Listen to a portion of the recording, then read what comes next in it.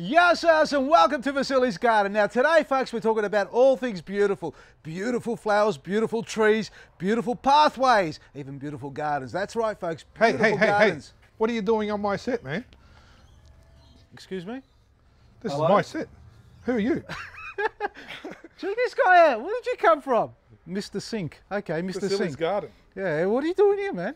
I'm doing a show. Can't you see? The folks here want to talk about gardens. This is my set. This is my show today. You live in Coburg, mate? Yeah, I do actually. Oh, you've shifted in? Yeah, I have. So what do? You do shows on sinks? Yeah, I do. Just sinks? You do shows on gardens. Yeah. So what are you doing here, man? I'm talking about gardens here at the moment. The people want to learn about plants and tomatoes. No, your episode finished about 2 minutes ago. Ours has just started. Yeah, and why am I here then? You're trying to take over Why my is show. he here then? What are they watching me here for? Folks, you want to see Greeks talking about gardens, or you want to talk to Italiano? Italiano talking about Sorry, sink. I mispronounced that one, did I? Sorry about that, mate. So you want to talk about sinks, leaks and things like that? That's right. Yeah, I've got a lemon tree over there you can go and take a leak on while I finish this segment, if you like. You actually need taps to feed your tap. No. You just pull the zip down, you go up to the tree, and you aim for it, mate. What are the rest of these plants? No, you go leak on that, mate. I'll fix you up, mate. I'll turn you into compost, mate. Come on. Hi, I'm Rob. I'm Dave. And I'm Mr. Sink. And welcome to the Mr. Sink Show, where we show you how to improve your home. So, what's Mr. Sink up to today? We visit Greg at Lentini Homes to learn all about building a new home. Dave and Glenn teach us all about shovels. We visit more work sites to speak with tradies. And special guest Vasily gives us tips on making a new garden for your home. Well, let's get started. Well, hello guys out there. We are here in the front of a display village with all the different display houses from various different builders.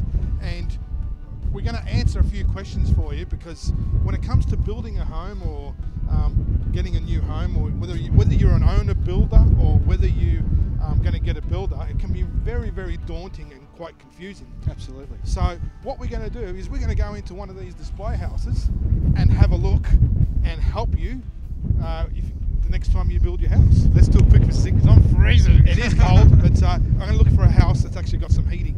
So let's go. My approval. Let's go. Well, it's a cold winter's day here, tell me and about we're at the front of this display house, and it's a pretty awesome looking display house. So let's go in and have a look and see what a display house was all about. Ooh, it's bloody cold outside. This is beautiful. Tasty. I really needed this. So this is a wonderful looking display house. Does look good. I wonder where the builder is. He should be around somewhere. But, Hey guys, what are you doing here? oh, here's the What's builder. going on? What's the story here? Who invited you into this place? I do. G'day guys, how you going, right? I'm going Good to see you. Good. So this is Greg from Lentini Homes. He's the builder that built this wonderful display house. So tell us about yourself. Oh, look, we've been building for close to 40 years. It's a very, very hard industry to be in. People think building a house is easy, but it ain't. It's extremely difficult. Okay, talking about that, you need to have a license to be a builder, is that correct? Very true. Yeah, that is today. That's very true today. You do need to have a license. You can still own a build as well. Okay. The government will allow you to build one home as an owner builder. Unit development sites, they won't. It's got to be done through a registered builder. Wow, okay. To take that on board, it's... So is there an advantage by using a licensed builder? Well, look, it is sometimes. Some builders are set in their own ways. They'll only do their basic sort of standard home, and they might not alter. Some builders do tailor-make. So, you know, it's just up to an individual, and also who they pick. It's a matter of that they are very happy with who they pick, and if you're not content, don't build, because that's one of the most important issues, being confident with who you build. Makes sense. Money does, is very important. I understand budgets are very important, but sometimes a budget isn't the whole rigmarole of building. It also entails people you know, being confident who they're building, because that product is going to last for a hell of a long time. It's not like buying a car. A couple of years down the track, you might decide to sell it. A house normally is a long-term investment, and houses always go up in price. Very rarely you see them drop, you know, on a majority basis. Well, thanks for all that information. So, just having a quick look around here. This is an amazing place. So big too. Can you take us for a quick little tour of? Yeah, you know, we can have a bit of a look if you want. And all right, so this is the kitchen, and the kitchen is one of the most important areas of the house. That's where most of the work is done. Very true. Explain to us and the audience what to look for when you're designing a kitchen. And I've noticed this kitchen has like a massive island bench with a breakfast area, and also a big cooker. So explain to me how you designed this and why you designed it this way. Well, we designed this one in this particular display. We were looking at the kitchen facing the backyard. So what happens? You get a view. So imagine, you know, as a woman or a man or whoever it might be today, might be cooking. A lot of time is spent here. They've got a view of the yard, and also a TV which is on top of the fireplace, so you can get a view. So when you're doing your everyday, you know, cooking, you've got a bit of both to see, instead of just being stuck, you know, in the kitchen, and that's what you're endeavouring to do. So here we have the dining area, which is like central to the whole room, and then this is pretty awesome. This is like a theatre room, is that right, Greg? That's correct. That's what it's been designed for a theatre room. Keep the kids out of mum and dad's arm's length. It's almost like a man cave in here. It's almost like a man cave. Here we've got a laundry. And this laundry is actually quite big, bigger than normal, than I've noticed. Yeah, there's a you know, a bit of size in it. We try to make a cabinet, you know, and nice big window for natural light. Yeah, it's a sliding door that you can, you know, instead of the old traditional doors that, you know, just a door to walk out. And plenty of storage as well. Yeah. What's this room here? It's weird. Explain to me. It's almost like an extra laundry. Is this a pantry? Yeah, basically it's another a little semi pantry kitchenette area where, you know, you might want to prepare your food before you bring it out if you've got a bit of an occasion going. You know, there are no doors on it. It's basically just basically a storage area, and you know, you might want to put some odds and ends and finish it off with doors, and it will look like a kitchen, identical. You fit lots of food in here. Yeah, I think especially a lot of snacks, Mr. Sink. Mr. Sink, I couldn't even be right on that one. Trade Talk!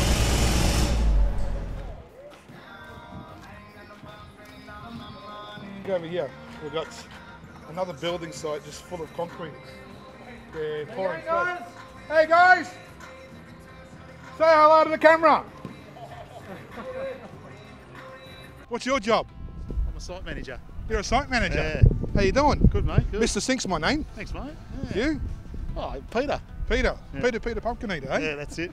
Have you heard of the Mr. Sink show by any chance? Oh, I haven't actually, no. You have now. Oh. So we're just going around just different building sites, seeing what all the tradies get up to, what they don't get up to. Yep. We've caught a couple sleeping already. Have you? Yeah. Oh, that's no good. Lucky enough from your side. Yeah. Yeah, that other site down there, they were actually sleeping, but looks like you got these guys going pretty good. No, that's good, yeah. And tell us about how's the building industry going? Oh, it's not too bad. It's buoyant at the moment. We're going all right. Got a bit of work on, so... Kicking ass? Yeah, we are, definitely. Cool. Yeah. Cool. And you've always done this? Yeah, for a few years now. Yeah, quite a few years. Cool. Yeah. Cool. And what's your qualification? My background's more in admin, a bit of design, and obviously the site work as well. So, yeah, a bit of an all-rounder. Yeah. Oh, okay, cool. Yeah. Cool. So, have you got any advice for young blokes out there that want to get a job in the industry? Yeah, like whether it be plumbing or concreting or anything like that? Yeah, look, go out there, give it a crack. Yeah. Knock on people's doors and see how you go. Yeah, that's it. Cool, no worries. Actually, there's one thing I've noticed. You're the cleanest bloke here. He does the least work, is that right? Well, yeah, you could say that. All right. Thanks, guys. mate. Thank you. Nice meeting you. Thanks. This is a must on all building sites. The old outside dunning, right? I actually need to go. You need to go too, eh? I need to have a piss. Whoa! These tradies, man, they're terrible, man. I don't even want to show you what's in there.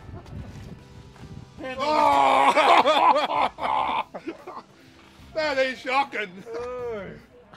Oh. All right, which one of you blokes did that? Hey. Go on. Hey, put on. Hey, we want to know which one of you guys left their trademark there. Come on, own up. Peter.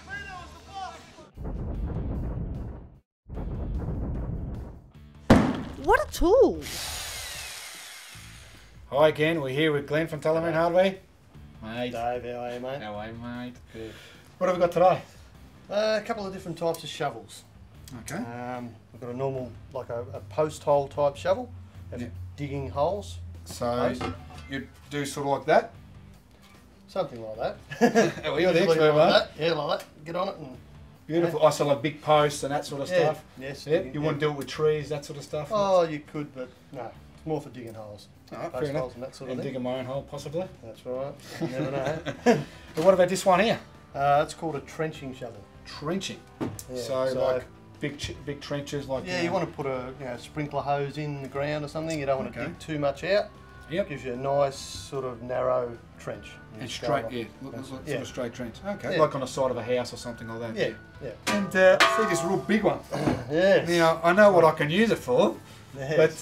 but please explain a bit more. Well, that's actually a grain scoop or a mulch scoop. You use it for grain for feeding pigs or something. Big stuff. Yeah, you get big. It's light. It's aluminium, and you can get a fair bit on it. Yeah. So that's a good idea. Yeah. And well, hang on, Dave. This one here, Glenn forgot to mention to you. Yeah. This is not only used for grain, it is also made out of aluminium. It's non-sparking, so if you're doing up a spill in anywhere where you've got flammable material, you must use a non-sparking shovel. sounds good. The safety man at his best. That's right. So makes sense. That's right. And have you got any surprises for us today, mate? Well, I've got a special shovel for you, Dave. A nice colour for you. Pink? Yes. Oh, how did you know? I knew. It matches the decor, mate. That's right, yes. Now, Dave, sorry to interrupt you again, but this one here is not just pink for just for the sake of it. This is for the Pink Ribbon Appeal. We sell these, and all proceeds that we generate go to the Pink Ribbon Appeal. Yeah. Thank you, Sam. It sounds good. So sometimes we can be serious, which is good to do as well. So shovels, what a tool. That's a tool. What a tool! Now, is this like a lounge room, or is it what would you call this? Well, it is a lounge room. It was designed for lounge room because the land was big enough to design it with a lounge room. So we did design it with a lounge room. But also it's designed in a way that if you want to entertain in another spot, you have got that ability. Okay, well, this is a two-story home, so let's head upstairs and see what's upstairs. There's all the bedrooms, I believe, so let's go. Age before beauty, Mr. Sink. Well, what's this room here? Well, basically, as you come up the stairwell, it's a contemporary sort of a stairwell, this one. A lot of them we do today with glass, balustrading, and and all sorts of other types of materials that have changed. But we've got an upper living up here on this particular side. Before you want to go into your master bedroom, you want to come up here and spend a half an hour, maybe watch TV on your own accord, with the wife or whatever. Wind down before you go to bed. And you can have TV, sit here and sort of entertain. If it's a hot night, you've got a nice balcony to go outside. You've also got storage here too. Yeah, there's another cupboard there. You've got heaps of storage in this place. I mean, storage is an area of a house where a lot of people forget. Very true. And a lot of homes are designed with concept of being open, too open. But then, when they actually move into their home, sometimes they realise, whoop, we haven't got enough. And I think most people say, never got enough storage space. Very important. We can never have enough storage. That's right. 100%, never enough. Now, talking about storage, now we're about to go into the master bedroom. Yep. Now, my wife, she's got this idea that she's got to collect so many different clothes, so many different pairs of shoes. Do you have a solution for someone like that? Well, we've got a decent sized walk-in robe in this particular design, but I don't know, why not adapt to your wife? Okay, well, let's see. It depends on his shoes too. Oh, God. Have a look at this. Jesus Christ. I wonder if my wife can fill this up. I reckon she could. There's heaps of room, I reckon at least a couple hundred pairs of shoes quite easily. More, come on. So, This is ideal. Like, this is what every woman, I suppose, is looking for when it comes to storage. And I'll guarantee. And also Rob as well with his tutus and all that stuff. Decent size ensuite here. Yeah. Wow, nice. Freestanding bath. Actually, this is interesting. Like the bath, these freestanding baths have become really popular lately, haven't they? Yes, they've become a very sort of a new way of bath. You know, they're nice. You know, you suppose you know if you want to relax with some nice warm water. The old spa bath was the way to go originally with the jets. It's sort of like getting a little bit outdated, but I believe the spa baths are still in fashion. But this is sort of new at the moment and seems to be the way to go. So, and also quite a double shower as well. Yes. It's got a seat in it too. Yeah, it's, as we get a bit older, it's good to put your feet on it. You can't bend over as much. Also, the women sit on it. Also, women for shaving their legs. Yes, even that's it. No, that's good one to put that on before, but more about the other part sitting on it. That'll be better. And also, it could be used for other things as well. only Mr. Sink can think of that. Okay, well, we're here with Vasily, the garden man. And how you going, buddy? Yeah, good, mate. This is a first, I tell you. This is a first for me to be interviewed on my show. No, you've actually been interviewed on my show, actually. Get out of here, mate. We're still going down that path? No, we're still going down that path. But what I want to do is I want to talk to you about home improvements. I mean, we're a home improvement show, and the garden is part of having a home improvement. Yeah. So, tell us what can you do to improve your garden, to improve your home? All right, well, let's talk about house sizes. You know, the properties are getting smaller or they're subdivided, and your houses are getting bigger, not necessarily squareage, but by volume in percentage to the land. Yeah. So, all right, all of a sudden from a 60-30, 60-40, you know, 60 house, 40% land, it's gone to 80-20. So you walk out into your backyard, you can almost bump into the back fence with 2 steps. And you want to have an outdoor environment to improve that garden space and be able to grow all types of plants. And most popular nowadays are edible plants like fruit trees, herbs, you know, veggies and all that. Well, being an Italian background, our backyards are always full of fruit trees. Yeah. You know, peach trees, yeah, but how big's your backyard? Trees. My one's not that big, but my grandfather's was massive. Huge. It was like 1 acre. Mate, this property here, this is where I grew up on. There was a lemon tree about 10 metres further down, just behind the house, and further down the back of the property is where we had the chook and all the veggies going. Actually, just one quick question. I've been told that the best way to feed a lemon tree is to piss on it. Is that true? Yeah, all right, let's go through the details of this, folks. Here's a very important tip. Improve your garden is by growing a lemon tree. Now, if you want to improve your lemon tree, yeah, you can urinate on it. But don't go doing it all over the trunk there, mate, because if you start doing it on the trunk, and depending on what you drank, a couple of goes later, you're going to burn a hole in that bark there. It'll become like the Sydney Harbour Bridge. You can see right through it. You don't want to do that. So like around it, create a moat, you know, sort of urinate around it so it soaks into the ground, not onto the trunk. Now, in your backyard, back to the little courtyards, you can grow all your different types of fruit trees that you want. Now, there are a lot of dwarf varieties you can actually buy, or, you know, take from your neighbours if you like, dig them up. No, get yourself dwarf variety.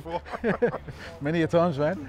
Get yourself dwarf fruit trees and espalier. A great way to grow your trees is by espaliering them along the fence line so they don't create this huge canopy. See this olive tree here? It's beautiful, right? Yep. Now, you let this grow big, you're going to have this huge shadow cast around your garden, so you won't be able to underplant. You grow it along the fence line, as we've got along our front garden here. You'll be able to see it. It's perfect for espaliering, and it actually produces fruit, and you've got all the space underneath to grow whatever you want.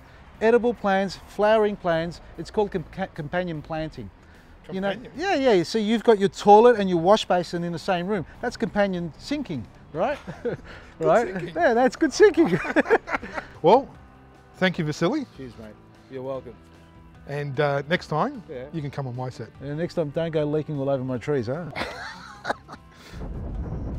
Well, we've had a look at the home, and now what we want to do is we want to find out, Greg, what are the things that are important for homeowners to know before they sign the contract? Well, basically, first thing you do is you need to look at your land size. Most lots today that we're finding in the outer suburbs between probably 9 metres, 12 metre, 10 metre lots, 14, some 16, some 17 and 18 metres. The majority probably between 12 to 14 metre lots in today's market. So what you need to do is then look at the design you want, whether you want to build a single story or whether you'd like to build a double story, depending on what you need as a person. That would be the first thing. And then of course, the builder of your choice, who you would like to, build your home, and Okay, so what you're saying first is size doesn't matter. It does matter, yes. It does, Mr. Sink. I don't know what you mean by the size bit, but anyway, but it does matter sometimes. What recommendations or what tips can you give people before they sign the contract?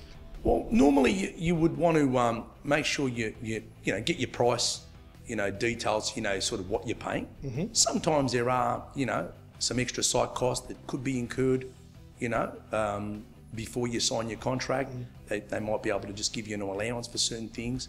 How do we find out if a builder really is any good? Well, look, today with this, media, they're pretty on top of all of us builders today. I would say is, do your own inquiry, looking around, ask people that have built with them, ask them for a detailed list of how many clients, that they could speak to. Licenses? Yeah, make sure they're registered. Definitely, most important, a registered builder, of course, definitely. It's not all about the dollar sign. Be a wary individual. Now, here's a really typical question I get asked for a lot of people, and that's the ugly word of finance. What kind of tips and information can you give about finance? Look, when it comes to finance, more likely it would be either the bank, if you've been located with a bank for many years. There are brokers these days, many good brokers around. We've got a gentleman that we use that's a very good broker. And the first thing we're trying to find out, with a client when they're looking at buying a home, is what money would you like to spend, and try and work around their budget. Sometimes it works, sometimes it goes a little bit over their budget, but it's all about being confident who you're building with. Because if you haven't got the confidence, I always say to people, money's important. I understand that, it's very important. It's a critical part of the building process, but also having that dwelling last the test of time is very, very important, because that's when all the issues occur. For more information about anything you've seen in this episode, or to contact us with your tips and ideas, visit mrsinktv.com.au or follow us on Facebook at The Mr. Sink Show. Well, we really hope you enjoyed today's show, and we'll see you next time. Yes, and welcome to Vasilis Garden, folks. Welcome to the Mr. Sink Show. Get the f out of here. What are you doing? What are you doing here, mate? Stop interrupting my show. These Greeks, they think they can take over the whole world. The Greek Revolution finished a long time ago. And you're still leaking, mate. Look at that, the dribble down the leg there, mate. You need some flushes, or what do you call them, washers and plugs? I think all the manure that you've got around here is getting to you. You know what, I think you're full of the too, mate. That's what I reckon.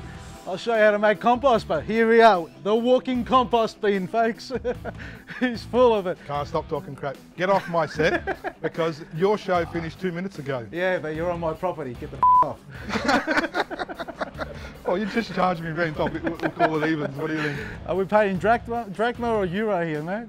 What do you guys trade in still? Drachma? No, lira. Lira, okay. Drachma and lira, mate. Aresi.